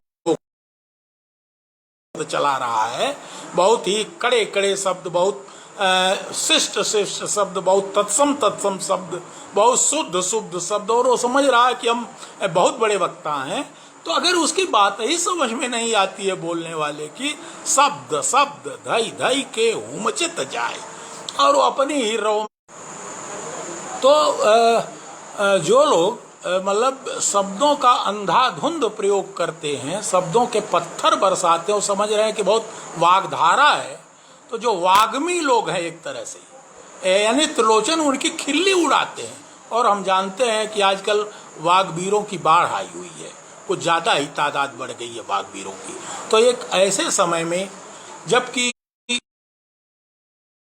जा रही हो और छंद तो शब्द तो लगता है कि मेरा ख्याल है कि आजकल छंद और तुकांत और अलंकार ये सब राजनीति की सेवा में लग गए हैं, इतना ज़्यादा सेवा कर रहे हैं वहाँ पर कि ऊब हो रही है। तो शायद संभवतः यह भी एक बात हो। तो त्रिलोचन शास्त्री जो है वो वाग्वीर कवि नहीं है, वो बहुत ही धीर कवि हैं, गंभीर कवि हैं, और बल्कि सुधीर कवि हैं। वो जो है वो शब्दों का आक्रामक ढंग से प्रयोग, लेकिन उनके शब्दों की जो व्यंजना और वक्रोक्ति है, जो एक तिर्यक मार है उनके शब्दों की, वो बहुत गहरी होती है। तो जैसा कि मैंने कहा कि त्रिलोचन जी रचना को परिभाषित करते हैं, भाव संपत्ति को परिभाषित, और वो ये भी कहते हैं कि अर्थावत अर्थावत अर्थ हेराय, यानी किसी चीज की इतनी बाल की खाल जब निकाली जाने लगती, अर्थावत अर्थावत अर्थावत अर्थ हेराय, यानी जब किसी चीज की इतनी व्याख्याएं होने लगती, जाल जब बहुत ज्यादा बढ़ जाता है तो रचना का वास्तविक अर्थ ही लुप्त हो जाता है। अगर रचना की इतने भाष्य, इतनी व्याख्याएं, और कभी कभी प्रसंग से बाहर जा करके या अक्सर प्रसंग से, संदर्भों से काट कर जब रचना का मूल, जैसे कि प्याज का जो शल्क होता है उसका एक एक छिलका उतारता जाए परत दर परत, तो त्रिलोचन जी कहते हैं कि मतलब शब्द, अर्थ, रचना, इन सब को वो इस अमोला में बहुत ही क्लासिक ढंग से परिभाषित करते हैं। अब मैं चूंकि बहुत सारी बाधाएं आ रही, कुछ और बातें संक्षेप में। अब एक रचनाकार की, एक लेखक की, एक कवि की क्या भूमिका हो सकती है, उसकी क्या सामर्थ्य होती है, त्रिलोचन इस पर बात करते हैं। और वो कहते हैं कि काऊ करब हम, मैं क्या कर पाऊंगा, मैं क्या कर सकता हूँ। एक कवि आखिर क्या कर सकता है? क्या वो समाज को उलट पुलट सकता है? क्या सारी विपरीत दशाओं को, क्या सारे दुखों को समाज से वो मतलब निरस्त करवा सकता है या कर सकता है? उसके हाथ में या उसके पास ऐसी कौन सी कुवत है, कितनी ताकत है, कौन सी शक्ति है कि वो क्या कर सकता है, किस किन चीजों में वो सक्षम है? तो त्रिलोचन कहते काऊ करब हम, मैं क्या कर सकता हूं, किन चीजों, कितने मेरी सामर्थ्य क्या है? कथाम बाटई हाथ, किस चीज में मेरा हाथ है, यानी मेरे बस में कुछ भी नहीं है, मैं क्या कर सकता हूं? जो कर सकता हूं वो केवल यही कि कविता कर सकता हूं। काऊ करब हम, ये माना जा रहा था कि कविता के द्वारा, रचना के द्वारा बहुत कुछ उलट पुलट किया जा सकता है, समाज को बदल दिया जा सकता है, क्रांति की जा सकती है, या बहुत सारी चीजें मतलब जो है तमाम परिस्थितियां इधर उधर की जा सकती है। एक बड़ा कवि, त्रिलोचन जैसा बड़ा कवि, वो कहता काऊ करब हम, मैं क्या कर सकता हूँ, मेरी क्या सामर्थ्य है, क्या था, मेरी क्या शक्ति है, कहाँ तक मेरी पहुंच है। इह त सोचत अही, मैं यही सोच रहा हूं। और वो भी कैसे सोच रहा हूं? नवाए मात, मैं सिर झुकाकर। त्रिलोचन हमेशा जब दिखाई देते थे तो अक्सर वो न तो आखिर क्या है, यही तो मैं आज तक यही तो सोचत अही, मैं यही सोच ही रहा हूं कि मैं क्या कर सकता हूं, मेरी क्या कुवत है, मेरी क्या औकात है। यही तो सोचत अही नवाए मात, वो भी मैं सिर झुका करके न। तो शब्द ही त्रिलोचन के संबल है, एक कवि का संबल केवल शब्द है उसके पास केवल भाषा है, और उसी के वही उसका, चाहे आप हथियार कह लें, चाहे आप उसका उपकरण कह लें, चाहे आप उसके अंगी कह लें, जो कुछ भी है शब्द ही त्रिलोचन के संबल है। और वो फिर इस क्लासिक कृति में कहते हैं कि मनुष्य होने का, मनुष्य के जीवन का अर्थ क्या है, मनुष्य क्या कर सकता है। तो वो बहुत पुराने ढंग से तमाम शास्त्रों में कही गई बातों को कितनी सहजता से त्रिलोचन कह जाते हैं अमोला में, बरवे में। वो कहते हैं कि घटे जाय परावापन कई भाव, यानी परायेपन का, अयम निज परयवेत गणना लघुचेत साम, यह मैं हूँ वह पराया है, तुम पराये हो।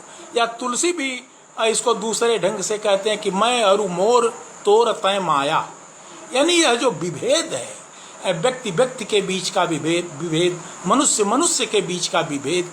तो त्रिलोचन कहते हैं कि मनुष्य हो करके वो कितना बड़ा काम कर सकता है कोई। घटे जाय परावापन कई भाव, यानी परायेपन का भाव लगातार कम करता जाए, यानी अपनापे का भाव लगातार जो बढ़ाता जाए, आत्म विस्तार कर। तो जो आत्म विस्तार करता जाए, अधिक से अधिक लोगों को अपने से जोड़ता जाए, मनई होई के अवर करे क्यों काऊ, मनुष्य होकर के और कोई क्या कर सकता है? यही कर सकता है, सिर्फ यही कर सकता है कि वो अपनी भाव संपत्ति का आत्म विस्तार करता जाए, अधिक से अधिक लोगों को अपना बनाता जाए, परायेपन का भाव जो विभेदीकरण है उसको। तो यह जो है अक्सर ये कहा जाता है हमारे समय में कि जो ये इतनी पुरानी बोली है, इतनी प्राचीन भाषा है, और लगातार जबकि विश्व की अनेक भाषाएं लगातार लुप्त होती जा रही हैं, कितनी भाषाएं खत्म होती जा रही हैं, और आदमी के पास अगर है कुछ तो भाषा ही है, भाषा ही आदमी की सत्ता है, उसके अस्तित्व को, उसके वजूद को भाषा ही कायम रखती है। ऐसे में त्रिलोचन जैसा कवि वो कहा जाता है कि उसमें विश्वबोध, नागरिकता जो होती है, तो एक जमीन से जुड़े हुए कवि का विश्वबोध और एक नागर कवि का विश्वबोध, दोनों में फर्क होता है। क्योंकि जो नागर समाज होता है वो सभ्यता भी रंजित होता है मेरा ख्याल है, लेकिन जो जन समाज होता,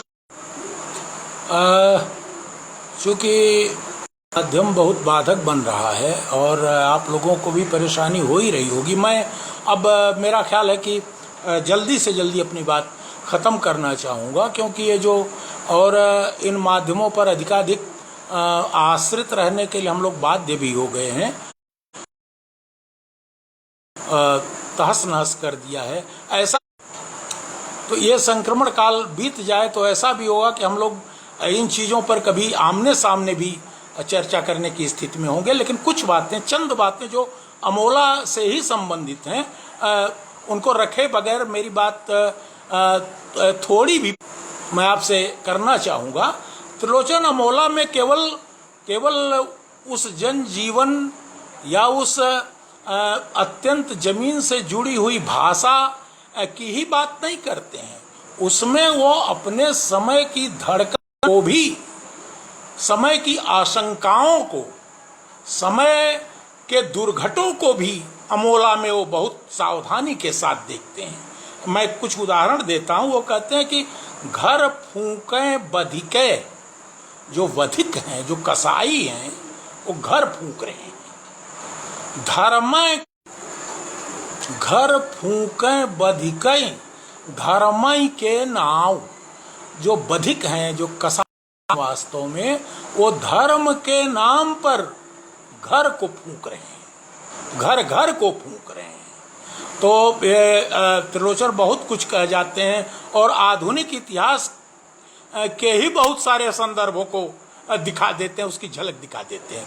जो कुछ भी घटित हुआ है हमारे बहुत, धर्म के नाम पर जो रक्तपात होता है, जो मार काट होती है, जिस तरह की चीजें, तो कहते हैं घर फूंकई बधिके धर्मई के नाम, धर्म के नाम पर जो घर फूंक रहे हैं वो वास्तव में कसाई हैं कि अनका बदे नाई स्वर्गौ मठा।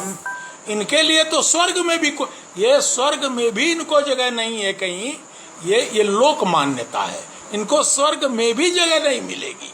तो ये त्रिलोचन, एक और तो वो त्रिलोचन तो जो हमारा अभी नाति दूर का समय है, जो हमारा इतिहास बहुत जल्द का इतिहास है, उसमें जिस तरह से धर्मांधता, धर्मोन्माद को लेकर के और जो मार काट, रक्तपात, बहुत सारी चीज़ें, और वो चीज़ें और अब भी मेरा ख्याल है कि लगातार परवान चढ़ रही हैं। तो त्रिलोचन अपनी उस बोली में, अपनी भाषा में भी अपने समय से संवाद करते हैं। ऐसा नहीं है कि हमें वो ले जा करके किसी ऐसे अंधकाल में डालना चाहते हैं जहाँ न बोली का पता हो, न भाषा का पता हो, न लोगों का पता हो। त्रिलोचन उसका संधान करते हैं उन चीजों। तो मतलब लखे मंडिले माँ बन्हुआ भगवान, त्रिलोचन कहते हैं कि मैंने तो यह भी देखा कि जो भगवान है, ईश्वर है, वो मंदिर में बंधक बना हुआ है। यानी ईश्वर जिसकी सत्ता सर्वव्यापी मानी जाती है, उसे इतने सीमित दायरे में कैद कर देने की चेष्टाएं हो रही हैं। और ईश्वर यही है, इसी जगह पर है, यहाँ से और कहीं नहीं है। उस ईश्वर को, जिसकी कि ईश्वर पर, ब्रह्म पर, जीव पर ही इतनी लंबी और बड़ी दार्शनिक बातें जिस परंपरा में, जिस समाज में होती रही हो, त्रिलोचन कितनी चुटकी लेते हैं। वो कहते हैं लखे मंडिले माँ बन्हुआ भगवान। हमने तो देखा कि भगवान मंदिर में बंधक बने हुए हैं। हम कह दिए तोहार होई कल्याण। मैंने तो ये कह दिया कि हे भगवान, आपका ही कल्याण हो। मतलब आपका कल्याण कैसे होगा ये आप ही जानो। तो क्योंकि बंधक बना लिया गया है आपको। तो त्रिलोचन की जो दृष्टि है अमोला में, वह मतलब उन सारे बिंदुओं पर कविता को लेकर के, समाज को लेकर के, दुख को लेकर के, पीड़ा को लेकर के, यहाँ तक कि अनुरक्ति को लेकर के, अनुराग को लेकर के एक से एक बरवे हैं कि दंग रह जाना पड़ता है। जसस जसस भूई तरवा तजई तुहार, त्यसस त्यसस जीव लोटत चलई हमार। अब त्रिलोचन का जो आलंबन है, जिससे वो प्रेम करते हैं गाढ़ा, मतलब क्या क्या बात है कि जसस जसस, जैसे जैसे धरती को, पृथ्वी को, भूमि को, तरवा तलवा, पैरों का जो तलुआ है वो तजई, जैसे जैसे तुम्हारे पैरों का तलुआ जमीन को छोड़ रहा है चलते हुए, जसस जसस भूई तरवा तजई तुहार, त्यसस त्यसस जीव लोटत चलई हमार। तो तुम्हारे जो जमीन को जिस तरह से तुम्हारे तलवे एक एक कदम छोड़ते हुए चल रहे हैं, ठीक वैसे वैसे ही वसस वसस जीव, मेरा ये जो मन है, जो जीव है, जीव जो प्राण है मेरे, लोटत चलई हमार, उन चरणों में, उनकी धूल में जैसे लोटता हुआ चल रहा है। तो यह जो प्रेम बोध है त्रिलोचन का, यह अपूर्व प्रेम है। नेमुआ तरेक देखे रूप तुहार, त्रिलोचन अपनी प्रेसी को, अपनी आलम्बन को, अपनी प्रिया को कहते हैं कि नींबू के वृक्ष की झाड़ है। नेमुआ तरेक देखे रूप तुहार, उनकी प्रेयसी या उनकी प्रिया नींबू के छतनार वृक्ष के नीचे खड़ी है। ध्यान दीजिए, यह एक दृश्य है, यह एक बिंब है। नेमुआ के रूप तुहार, नींबू के झाड़ के नीचे, नींबू के कुंज के नीचे कहा जाए, खड़ी जब तुम थी, तब मैंने तुम्हारा जो रूप देखा वो कैसा लगा। हरियर हरियर कितना खुलई वहार, नेमुआ तरेक देखे रूप तुहार, जब नींबू के नीचे, नींबू के कुंज के नीचे खड़ी मैंने तुमको देखा, तुम्हारे रूप को देखा, तो हरियर हरियर कितना खुलई वहार। वहार कहते हैं या कहते थे, जब डोली चलती थी तो डोली में जो पर्दा अगल बगल से लगता था उसको वहार कहा जाता था। तो हरियर हरियर जो हरीतिमा है नींबू के पल्लों की, उसके नीचे प्रेसी, तो नेमुआ तरेक देखे रूप तुहार, हरियर हरियर कितना खुले, कितना खुल रहा था। खुलने का अर्थ खिलने से होता है दरअसल बोली में। जैसे प्रसाद जी ने भी शायद प्रयोग किया कि खुल रहा मृदुल अद्भुत। यह जो खुलना है, जो सौंदर्य का बिंब जो एक खड़ा करते हैं त्रिलोचन, वो अपने आप में अद्भुत बिंब है। और ऐसे एक नहीं, अनेक बरवे, अनेक बिंब सौंदर्य के हैं, प्रेम के की अनेक परिभाषाएं हैं। और जो कि बिल्कुल मुझे तो लगता है कि साहित्य में शायद पहली बार, मैं साहित्य की बात कर रहा हूँ, साहित्य में पहले बार आए हुए ऐसे ऐसे बिंब हैं। त्रिलोचन दार्शनिक कवि हैं, त्रिलोचन को बहुत कुछ लेना देना बहुत सारी चीज़ों से नहीं रहता है। वो निश्चित रूप से आत्माराम कवि हैं, एक तरह से कहा जा सकता है।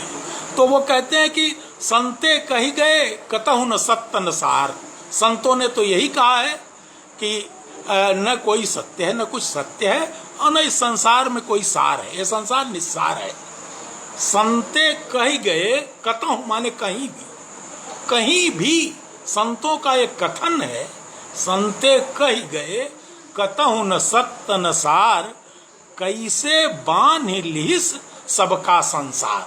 लेकिन ये जो जगत है, ये जो जगत की माया है, इस संसार ने किस चुंबकीय आकर्षण से सबको बांध के फिर भी रखा हुआ है, जबकि इस संसार में न कुछ सत्य है और न संसार का कोई सार तत्व है। तो त्रिलोचन एक बहुत ही व्यापक भावभूमि के कवि हैं, और खास तौर से मैं पुनः कहना चाहूँगा कि अमोला में उनके कवि का रूप इतना ही नहीं, हमारी कविता से लगातार प्रकृति अपदस्थ होती गई है। प्रकृति से हम वैसे भी बहुत दूर होते जा रहे हैं, प्रकृति का विनाश हम कर रहे हैं। हमने पर्यावरण को ऐसी भेंट चढ़ा दिया है अपनी अहम मान्यताओं के चलते, अपनी अत्याकांक्षाओं के चलते, कि बिल्कुल प्रकृति से हमारा कोई तादात्म्य लग रहा है कि हम जैसे कभी मन हुआ करते थे कि हम अपने को देव ही समझने लगे हैं, और हमको बताया भी जा रहा है कि हम विश्व गुरु हैं अब इस समय।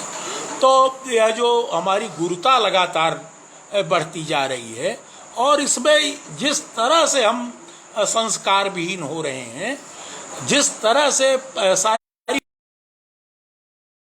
जिम्मेदार हो रहे हैं, सारी जलवायु का संकट, पृथ्वी के धरती के गर्म होने का संकट जिस तरह से दुनिया के सामने खड़ा है, और जिस तरह से हम पर्यावरण के विरोधी हो गए हैं अपनी बहस के चलते हुए, अपने बहसीपन के चलते, अमोला में प्रकृति के इतने चित्र और इतने अभिराम चित्र खींचे हैं, जिसके भीतर केवल बादल, झरने, पहाड़, बूंदें, नदियां, यही सब नहीं बल्कि पशु पक्षी तक भी उनकी समष्टि में आते हैं।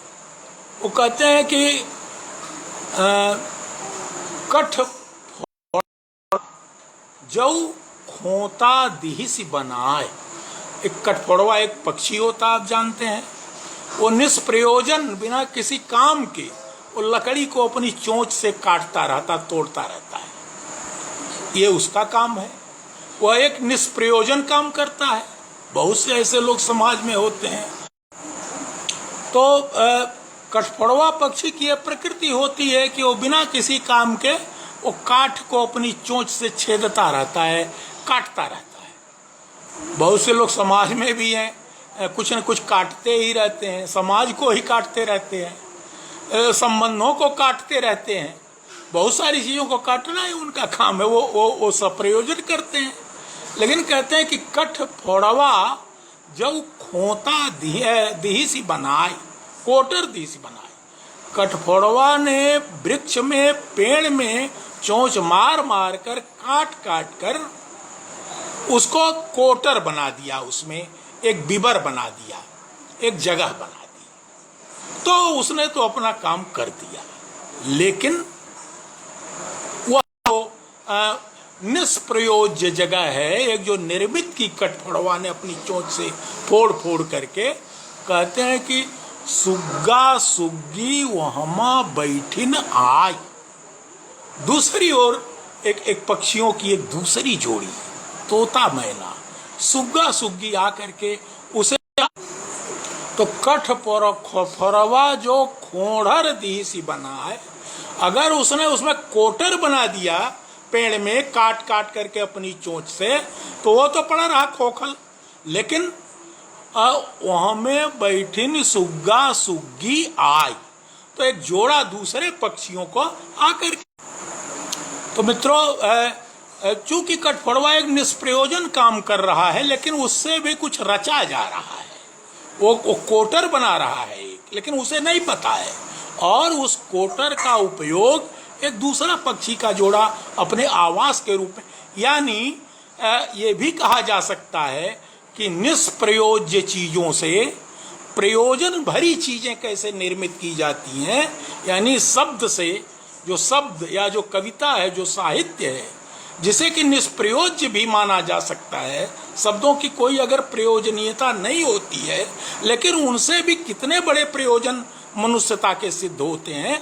त्रिलोचन शायद ये बात कहना चाहते हैं। तो मित्रों, ऐसे अनेक अनेक दृश्य, अनेक चित्र, अनेक बरवे अमोला में भरे पड़े हैं। बादलों के इतने बिंब हैं, घेरई बरसई अब वो कहते हैं कि बादल जो है, बादल के देखिए मतलब इतनी क्रिया के साथ नदंती बरसंती वहंती यान्ति, मतलब वाल्मीकि ने प्रयोग किया है। इतनी क्रियाएं एक एक साथ कर रहे हैं। त्रिलोचन के यहाँ जैसे वो बिहारी ने कहा है कि कहत नटत खीजत, क्या है रिझत लसियात, या जो भी है, तो मतलब जो है अनेक क्रिया। तो गरजई घेरई बरसई हरसई जाई, वो कहते हैं कि बादल गरजते हैं, घेरते हैं पहले आकाश को, फिर गरजते हैं, फिर बरसते हैं और फिर चले जाते हैं।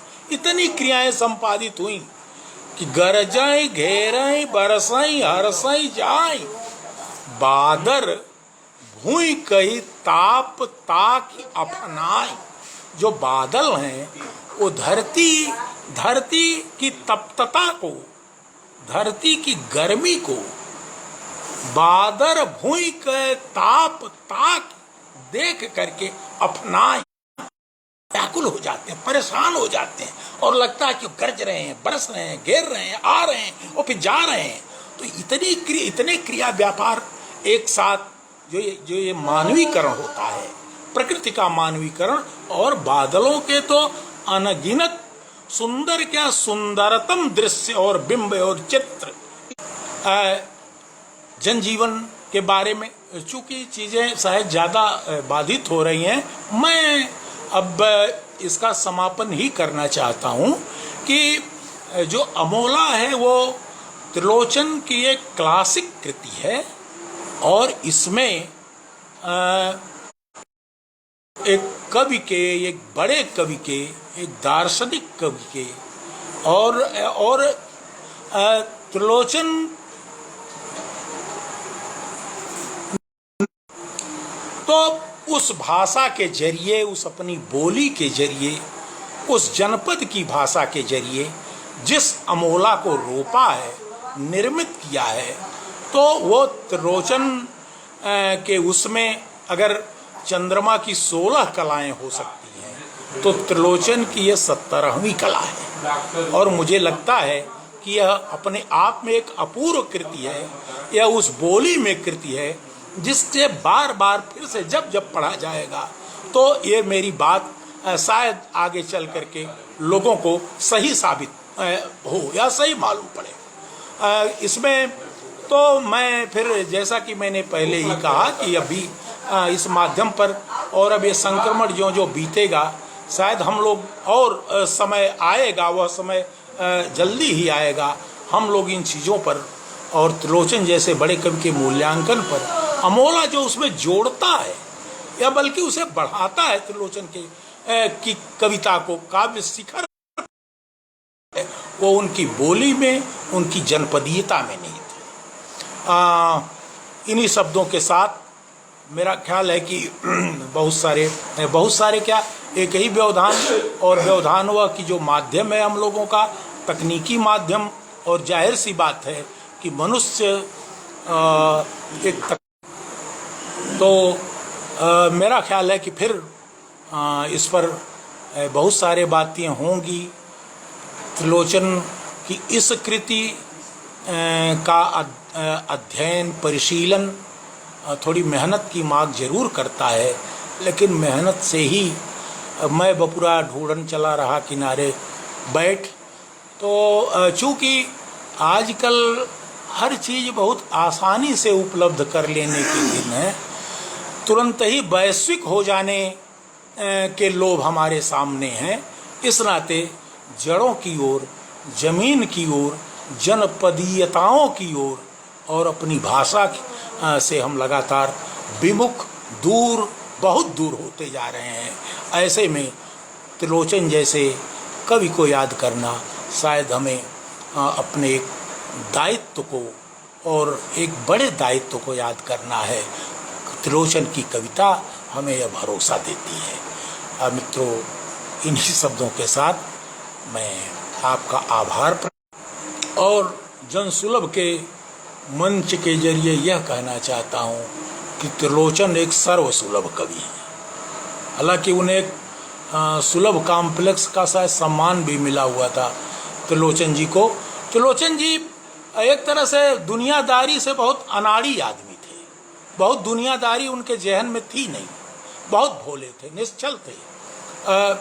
उन्होंने जड़ भरत पर एक बरवई लिखा है कि मतलब पलकी ढोयन, वो क्या है कि घटे कहार भरत न कहन रिखी है हम एक बार। तो एक बार एक राजा थे जो कहीं जा रहे थे, शायद अगस्त से मिलने जा रहे थे, तो उनकी पालकी में एक कहार घट गया। कहार घट गया तो लोगों ने देखा कि आत्मा राम जड़ भरत जो थे वो आत्मा में लीन अपने पड़े हुए थे कहीं उसी तरह से, इतने बड़े महर्षि, लेकिन चूंकि सहजता जो जीवन की होती है, कहीं ब्रह्मलीन अवस्था में पड़े रहे होंगे जड़ भरत, तो घट गए। तो उस पालकी में एक कहार कम पड़ रहा था ढोने के लिए। लोगों ने कह रहे देखो वहां तो बैठा